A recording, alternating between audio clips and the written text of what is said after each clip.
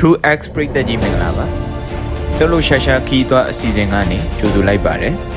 ဒီကနေ့မှာတော့ပန်းလန်းပြည်ကုန်ကျစရိတ်လဲတက်တာခီးသွားဗဟုသုတလည်းရစေမယ်အရှေ့တောင်အာရှရဲ့တခုတည်းသောကုန်တွင်းပိတ်နိုင်ငံကွန်မြူနစ်နှစ်နိုင်ငံတည်းကတနိုင်ငံဖြစ်တဲ့လာအိုနိုင်ငံဆဗနာခတ်ပြည်နယ်ရဲ့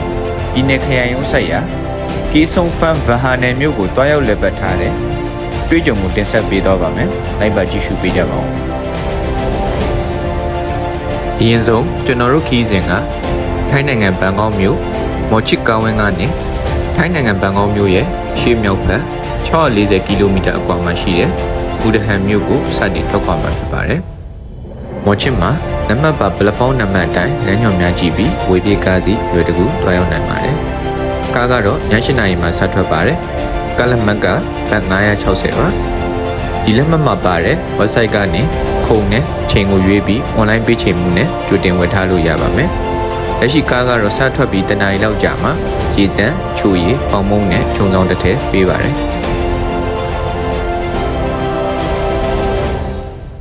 ကားစီးချိန်3နာရီကျော်ကြာပြီးတဲ့ချိန်မှာတော့ညလည်စာစားဖို့အတွက်ရန်နာပါတယ်။လက်ရှိကားကတော့ကားလက်မှတ်ပြပြီးကွတ်တီယိုတစ်ပွဲထုတ်ယူနိုင်ပါတယ်။ဒီနေရာမှာကားလိုင်းပေါ်မူတည်ပြီးရန်နာချိန်နေရကျွေးတဲ့အစားအစာကွာခြားမှုရှိနိုင်ပါတယ်။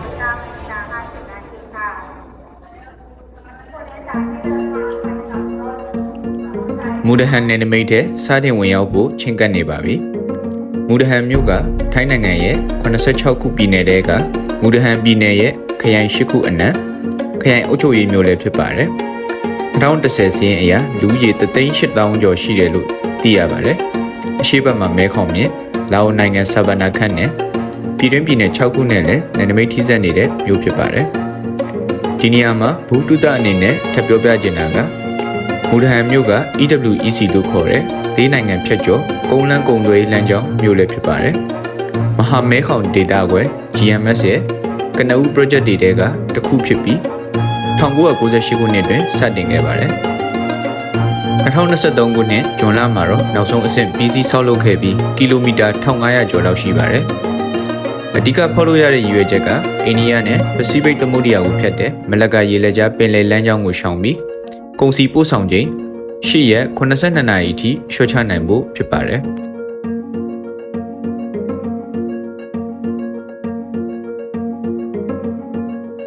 မူဒဟန်ဝေးပြေးကားဝင်းကိုရောက်ရှိပါပြီ။ကားဝင်းက2000ခုနှစ်အစောပိုင်းလောက်ကစပြီးလည်ပတ်နေခဲ့တယ်လို့လည်းလေ့လာခဲ့ရပါတယ်။နေဆက်မြို့ခရိုင်မြို့ဖြစ်တဲ့အတွက်မူဒဟန်ကားဝင်းကလည်းပြည်တွင်းရောပြည်ပခီးစဉ်အတွက်ပါအမြဲလုံများနေတဲ့ကားဝင်းတစ်ခုဖြစ်ပါတယ်။ဒီကားဝင်းကနေဘန်ကောက်နဲ့လာအိုနိုင်ငံဆဗနာခတ်ကိုသွားတဲ့ခီးစဉ်ကအများဆုံးဖြစ်ပြီးတော့တခြားထိစပ်ပြည်နယ်တွေကိုလည်းကားများပြေးဆွဲနေတာတွေ့ရပါလိမ့်မယ်။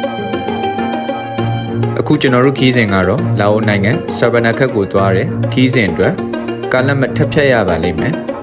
။လက်မှတ်ခဘတ်50ပါ။နေ့စဉ်မနက်8:15မိနစ်ကနေည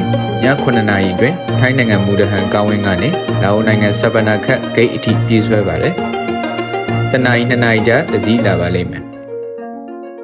လက်ရှိတော့ထိုင်းနိုင်ငံမူဒဟန်အထွက်နယ်စပ်ဂိတ်အထိတုတ်ဘတ်200နဲ့ငှားလာခဲ့ပါတယ်။15မိနစ်20လောက်တော့စီးရပါလိမ့်မယ်။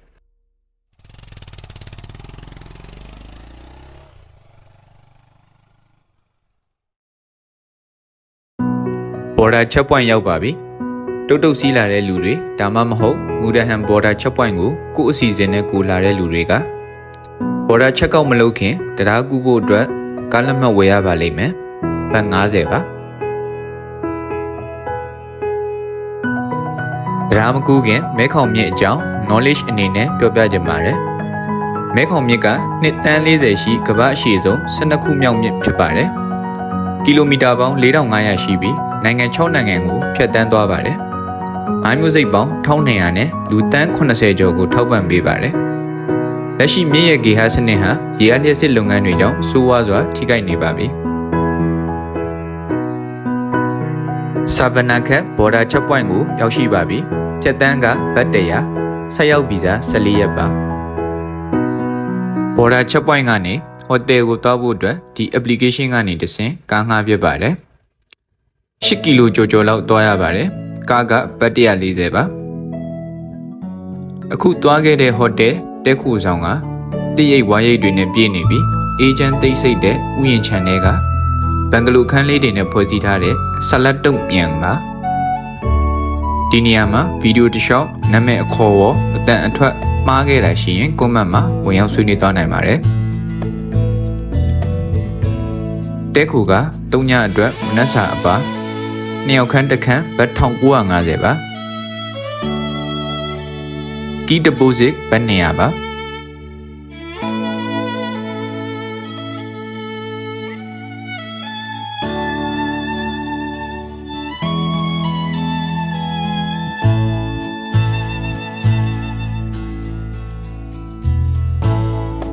အဲဝတ်ကြည့်တဲ့အင်ရှင်တွေနဲ့အတူလေပတ်ဖို့အတွက်စပိန်ဆိုင်ကတခါတည်းငှားရနိုင်ပါတယ်ညနေ6နာရီခွဲကနေည9နာရီလောက်အထိစပိန်ငှားတာကစ်1000ခွဲပါ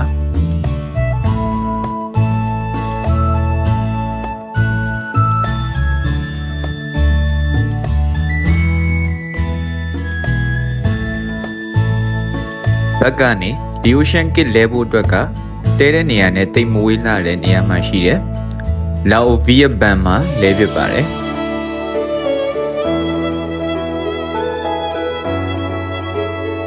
ဘန်ကနိုင်ငံပိုင်6ခုတည်းကတစ်ခုဖြစ်ပြီး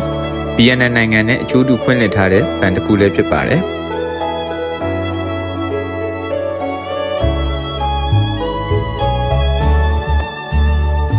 လဲတုံးကတပတ်ကိုဒီယိုရှန်ကစ်680ကျော်ရပါတယ်။9ရက်အတွက်တယောက်စရိတ်တဲခိုစိတ်မပါဘတ်1500လဲဖြစ်ပါတယ်။ကစ်10သိန်းကျော်ရပါတယ်။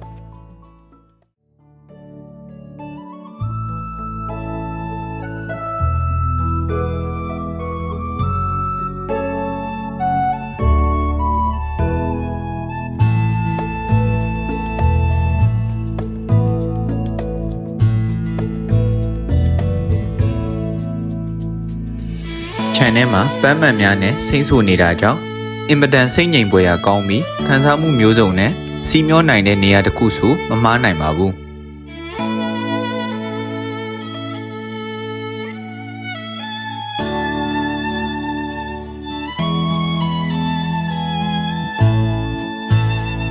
အခန်းအတွင်းပိုင်းဖွဲ့စည်းပုံကလည်းဟိုတယ်တစ်ခုအတိုင်းတည့်ရက်တန်ရှင်းပါတယ်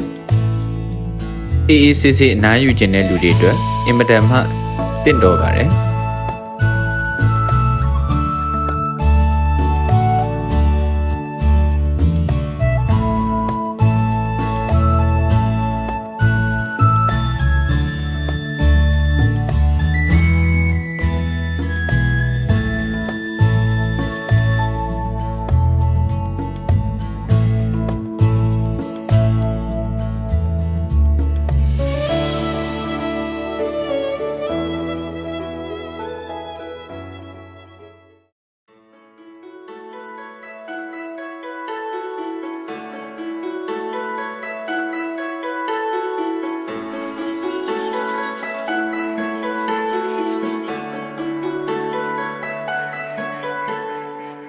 ခြံထဲမှာပဲလေးလာစရာတစ်ခုထည့်ရခဲ့ပါတယ်။ခြံပိုင်ရှင်မကြီးကခဏမတ်ဘန်လုပ်နေတာပါ။ခဏမတ်ဘန်ဆိုတာငပြောရွက်နဲ့ပန်းတွေနဲ့ရောဆက်ပြီးကတ်လူတဲ့ပစ္စည်းတစ်ခုဖြစ်ပါတယ်။ဒီနေရာမှာ knowledge ထပ်ပေးချင်တာကလာအိုနိုင်ငံရဲ့အရေးကြီးဆုံးဇီဒီတော်တစ်ခုကယခုတဲတဲ့နေရာကနေ15ကီလိုမီတာလောက်ပဲဝေးတဲ့နေရာမှာရှိပြီးပက်အင်ဟန်ဇီဒီလို့ဘွဲတော်ရှိပါတယ်။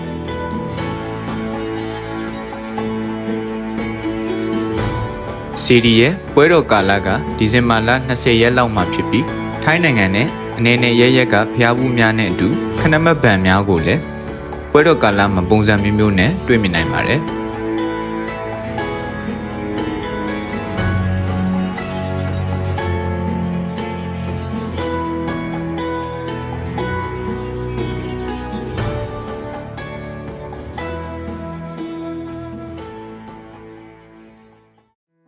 ခရီးသွားရင်မလုံးမဖြစ်အရာတစ်ခုအနေနဲ့ကနဦးစင်ကတ်သွားဝယ်ဖြစ်ပါတယ်။လာအိုမှာ operator ၄ခုရှိပါတယ်။၃ခုကနိုင်ငံပိုင်ပါ။အဲ့ထဲကလက်ရှိနေရာအတွက်အမြင့်ဆုံး speed ပေးနိုင်တဲ့ Unitel ကိုရွေးဖြစ်ပါတယ်။ 4.5G LTE ပါ။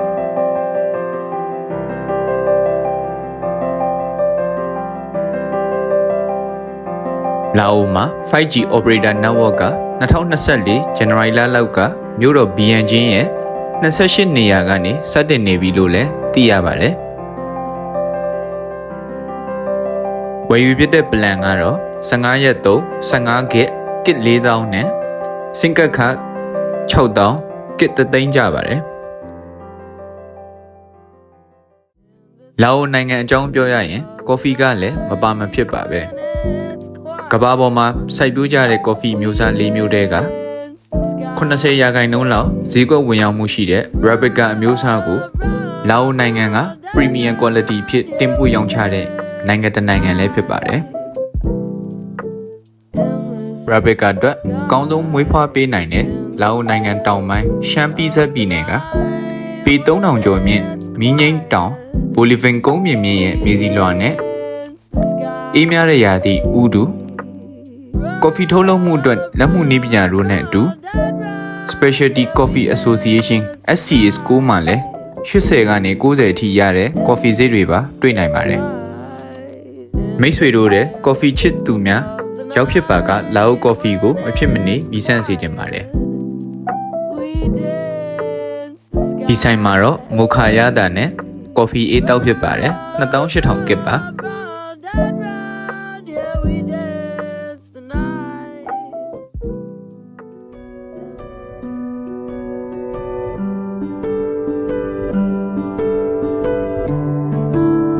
နေ့ဆောင်တဲ့ချိန်မှာမဲခေါင်မြေရဲ့အလှနဲ့အတူ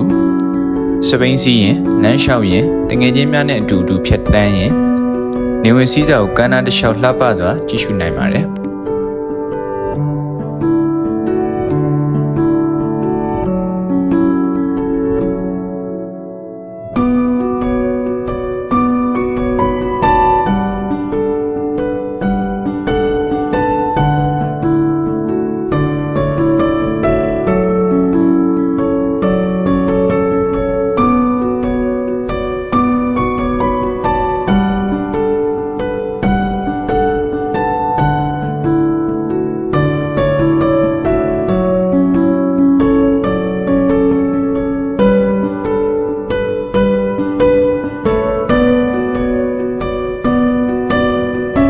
ဆက်ထဲမှာပဲစီကားလာတဲ့ကမ်းနားလန်းတစ်လျှောက်ညာသေးပွဲတော့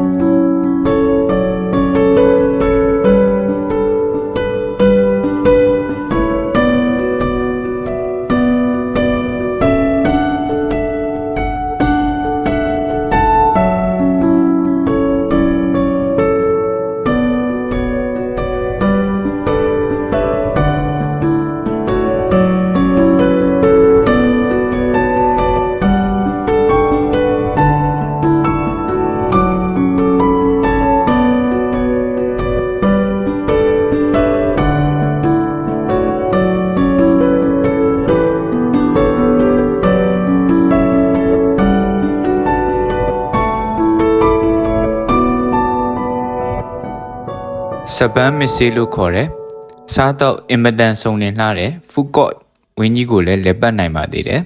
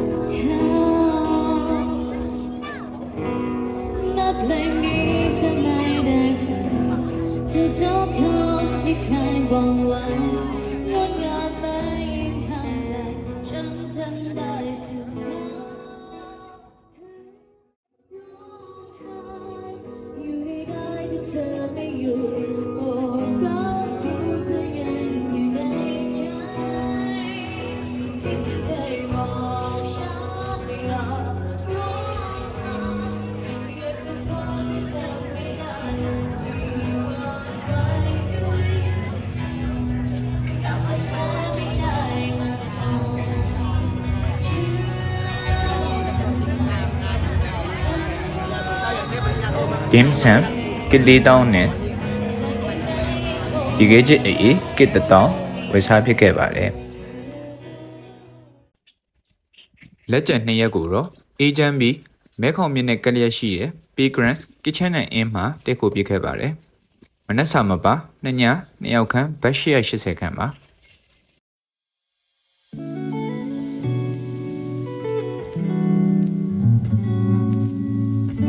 Paygrants ကလက်ရှိလာအိုပြည်သူ့သမ္မတနိုင်ငံရဲ့တတိယမြောက်သမ္မတ New Hague ဖုန်စပန်ထိမ်းမှတ်ပန်းခြံရှိမှရှိပါတယ်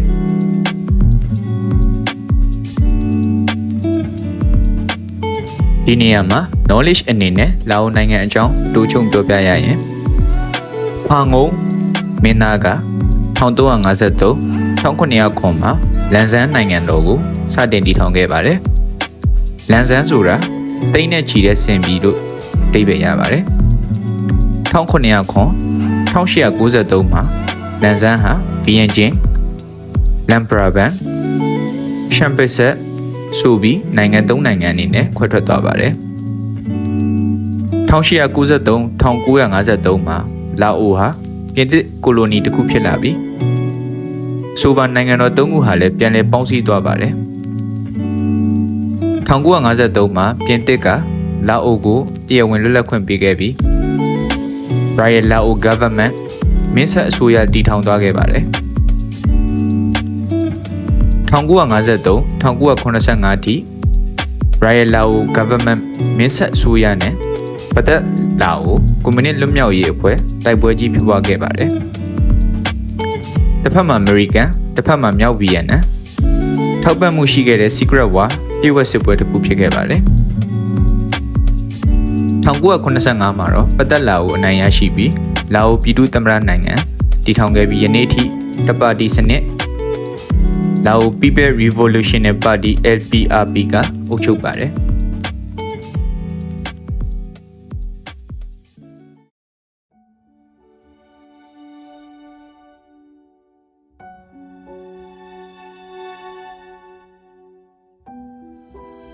ဒီဆုံးဖန်ဗဟာနယ်ရဲ့လက်ပတ်မှုအတွေ့အကြုံခီးစဉ်ကိုဒီမှာရနာခွင့်ပြုပါလိုက်ပါကြည့်ရှုပေးကြတဲ့ပရိသတ်တယောက်ချင်းစီတိုင်းကိုလည်းအထူးကျေးဇူးတင်ပါတယ်ပရိသတ်ကြီးရဲ့ knowledge တွေနဲ့ခီးသွားအတွေ့အကြုံတွေကိုလည်း comment မှာဝင်ရောက်ဆွေးနွေးပေးသွားကြပါဦးဗီဒီယိုကိုကြည့်ရင်တုတ္တရတအပြည့်အဝရခဲ့ရင် like and subscribe လုပ်သွားပေးပြီးနောက်ဗီဒီယိုတွေမှာပြန်လည်ဆုံတွေ့ကြပါမယ်ကျွန်တော်ကတော့ Chris ပါ